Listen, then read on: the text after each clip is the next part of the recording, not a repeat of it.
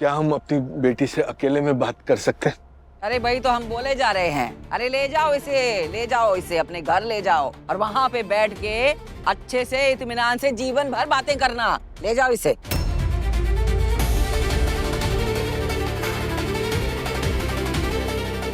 राधिका, बेटा तुम आओ मेरे साथ, 1 मिनट प्लीज आओ।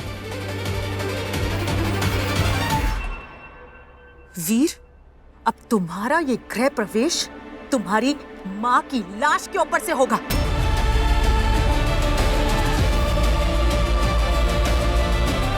आज आप लोगों ने हमें बहुत दुख पहुंचाया है। आप लोगों को लेके जो भी हमारे भ्रम थे ना, सब आप लोगों ने तोड़ दिए।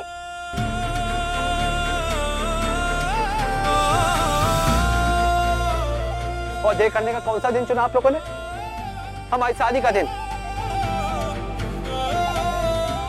अरे जिस दिन हमें सबसे ज्यादा खुश होना चाहिए था, वो दिन हमारे जीवन का सबसे खराब दिन बना दिया आप लोगों ने। हमने ना बनाया है वीर, वो तो तुम्हारी वो परम पूजनीय राधिका जी की वजह से तुम्हारा दिन खराब हुआ है, ये समझे ना? अरे अभी तो कुछ ना है, अभी तो तुम्हारा पूरा जीवन ऐसे बीतने वाला है वीर। अपने पांव पे खुद कुल्हाड़ी मारी है तुमने।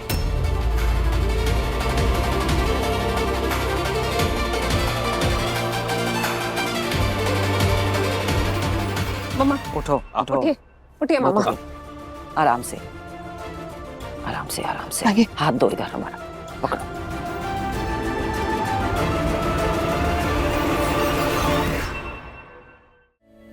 माँ पापा, ये लोग समझ क्यों नहीं रहे? मैं निया के बिना नहीं रह सकती हूँ। राधिका, तू जिद करके भी अगर नेहा को अपने साथ घर के अंदर ले जाएगी तो उससे क्या होगा? क्या सब ठीक हो जाएगा? ये लोग इसे स्वीकार कर लेंगे, उससे प्यार करने लगेंगे। देख बेटा, क्या है कि किसके घर में तो जबरदस्ती घुसा जा सकता है पर दिल में नहीं। बेटा, नेहा बच्ची है और बच्चों के दिलो दिमाग पर माहौल का बहुत बड़ा असर होता है। मैं नहीं चाहती, और मैं जानती हूँ कि तुम भी ऐसा नहीं चाहोगी कि वो ऐसे माहौल में बड़ी हो जहाँ हर वक्त उसके लिए टेंशन और डर लगा रहे। वहाँ रहकर दिन भर सभी के ताने कड़वी बातें सुनने से तो अच्छा है ना निया वहाँ से उन लोगों से दूर रहे। उन सबसे दूर रहने का मतलब मुझसे दूर रहे। मैं निया से दूर नहीं रह सकती पापा। पर बेटा, माँ, मैं पूरी कोशिश करूंगी कि इस माहौल का निया पर कोई असर न पड़े।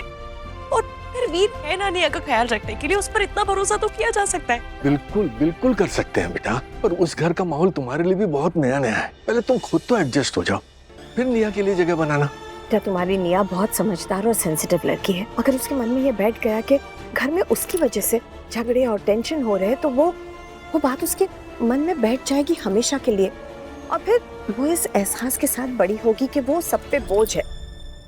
क्या तुम ऐसा चाहोगी? बोलो। फिर क्या करें? कहाँ जाए? मैं कहीं जाने की जरूरत नहीं है बेटा, बल्कि हम निया को अपने साथ लेके जा रहे हैं पापा। कुछ दिनों के लिए। राधिका, जैसे ही यहाँ सब कुछ नॉर्मल हो जाए और तुम्हें लगे कि ये लोग तुम्हारे और निया के रिश्ते को समझने लगे हैं, तो उसे वापस ले आना। तुम अपने अच्छे व्यवहार से उनके दिलों का डर और गुस्सा दूर कर पाओगी, तभी तो निया के लिए जगह बना पाओगी ना बेटा। काका काकी, माफ कीजिएगा पर हमसे रहा नहीं गया। क्या बात है? नहीं कुछ नहीं, हमारी बात लगभग हो चुकी है। राधिका गृह प्रवेश के लिए तैयार। और निया, एक बात बता रहे हैं आप लोग को, हम निया के बिना अंदर नहीं जाएंगे। देखते हैं आपका कौन रोकता है। चलिए आप। तुम्हारी फैमिली ऑलरेडी शादी से बहुत अपसेट है, हम उन्हें और अपसेट नहीं कर सकते। अपसेट? अरे अपसेट नहीं, सेट करते हैं सबको। देखते हैं आपको कौन रोकता है। चलिए ना। एक मिनट बेटा, 1 मिनट, तुम पहले राधिका की पूरी बात तो सुन लो बेटा। कहिए।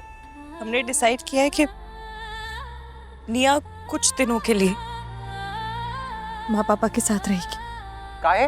क्योंकि अभी उसका इस घर में आना सही नहीं होगा। एक बार सब शांत हो जाए फिर। राधिका जी, आप हमारे परिवार वालों को नहीं जानती हैं। सबके सब एक नंबर की टेढ़ी खीर है और आप उनके दबाव पे अपना फैसला मत बदलिए। आपको पूरा अधिकार है अपनी बिटिया के साथ जीवन बिताने का। अरे देखते हैं आपको कौन रोकता है। हम चल रहे ना साथ में भाई।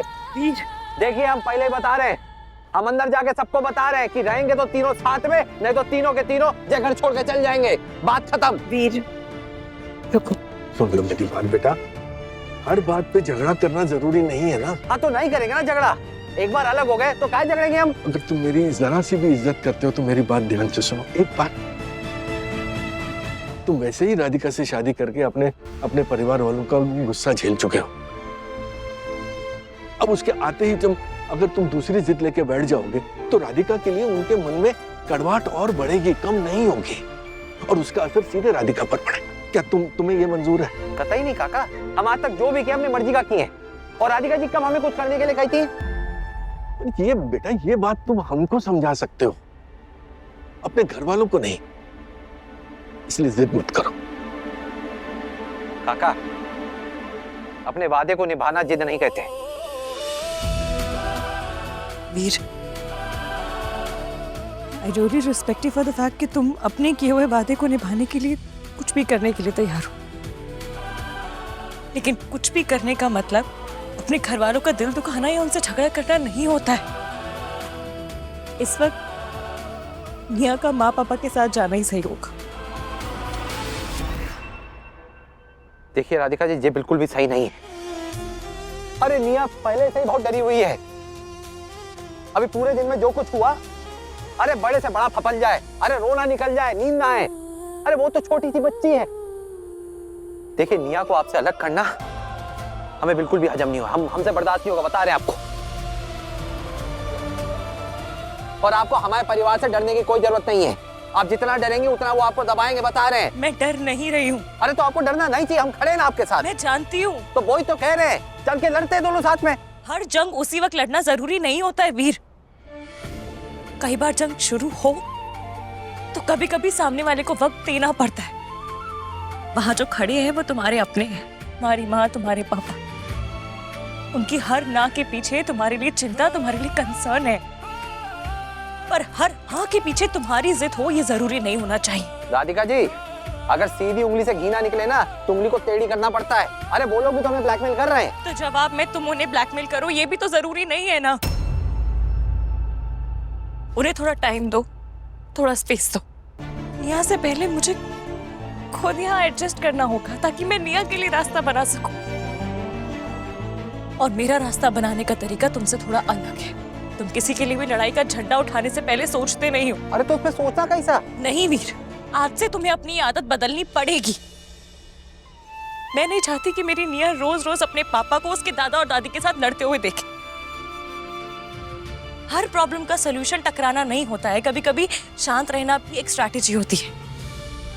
वहां वो लोग जिद कर रहे हैं और यहाँ तुम उनसे 10 गुना ज्यादा जिद कर रहे हो। एक तो ये आप हर बार हमका जिद्दी मत बुलाइए। अरे वो लोग भी तो जिद कर रहे हैं, उनका कुछ बोलिए ना जाके। ना मैं उन्हें कुछ बोलने की स्थिति में हूँ ना वो मुझे सुनने की, पर तुम्हें मेरी बात सुननी पड़ेगी। हाँ ठीक है, हम जानते हैं, सुनेंगे आपकी बात।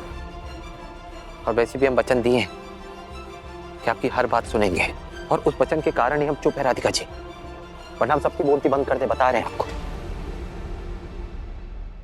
काका, ये हमारी अमानत है और वो काम आपको सौंप रहे हैं, उसका ध्यान रखिएगा। हम बहुत जल्द उसको लेने आएंगे। लक्ष्मी, निया को बुला लो प्लीज। एक मिनट, हम आप सबसे कुछ कहना चाहते हैं।